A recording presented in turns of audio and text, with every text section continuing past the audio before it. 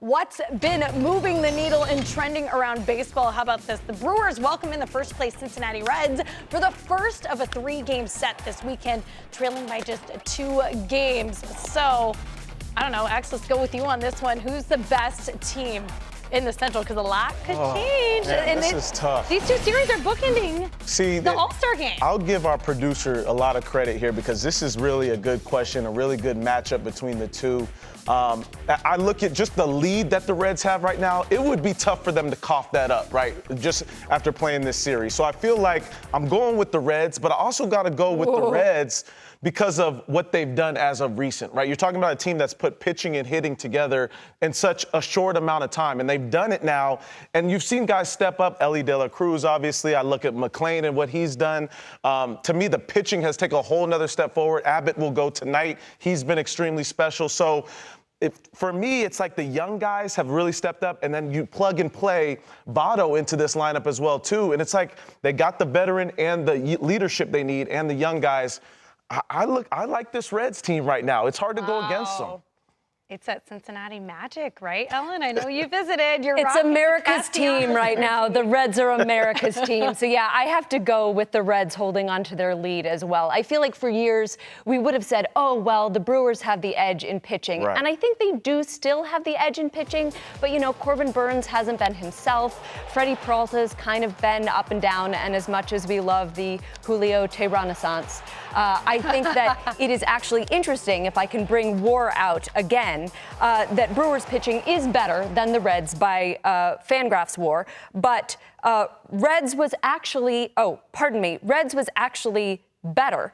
They had a better WAR, 20th best, so not great, than the Brewers at 25th out of 30 teams. That was shocking for me to see, right? So I think that obviously, the Brewers pitching staff hasn't dominated in the way that we're used to seeing, and I think that this Reds offense has obviously just been so explosive ever since Elly De La Cruz got inserted into the lineup. It's been different. It's been completely different. And in the last month, their 806 OPS is the 3rd best in baseball. Bro. And that's 806 in comparison to a 676 for the Brewers, which is 23rd. If you're wondering, like, what sheet of paper Ellen's looking at right now, can you just show your single camera what you have prepared on your own? It's unbelievable. Show your work, Ellen. I am so That is just one of the papers. Just one of my pages.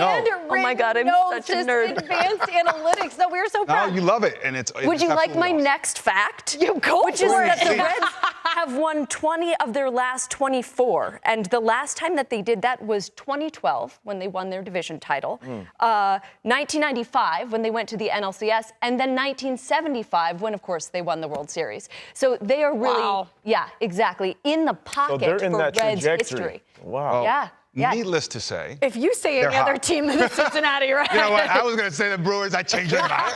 I changed my mind after that. You have convinced me. Because you think to yourself, okay, the Brewers, the pitching staff, the experience, it's there. Right. However, I really believe, I'm not going to change my mind. It's actually, I was going to go with the Reds initially. It's just the way that they have been working in synergy. Everything is clicking for them. Not only have they been pitching, but they've also been getting timely hitting. And it was incredible to see how the stadium got packed immediately as Elly De La Cruz came in. I mean, 50,000 fans right away. And the effect rubs off on everybody else. It's contagious. Everybody's game has been elevated in the Reds clubhouse.